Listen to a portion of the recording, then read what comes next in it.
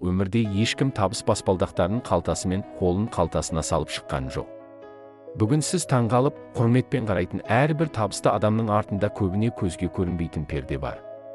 Ал сол перденің ар жағында не жатыр? Жылдарға созылған еңбек, таусылмас сабыр мен төзім, ішке бүккен ауыр сәттер, ең бастысы, ешқашан бас имеген рух. Усейн Болт 100 метрді 9:58 секундта жүгіріп өткен адам, бұл нәтижеге жету үшін 20 жыл бойы күн сайын жаттықты. Мұхаммед Әли таңғы 8 шақырым жүгіріп, сағаттап көлеңкемен айқасатын. Кобе Брайант 5 мәрте НБА чемпионы атанғанымен күн сайын 1000 рет лақтырмай залдан шықпайтын. Себебі табысқа апарар қысқа жол жоқ. Кубоктар, қошемет, рекордтар бәрі де тер мен көз жасымен, кейде жападан жалғыз жүрген ұзақ жолмен келеді. Өйткені табыс тек қабілет емес, күн сайын қайтадан бастауға жүрек табу, бұл нағыз мінездің ісі.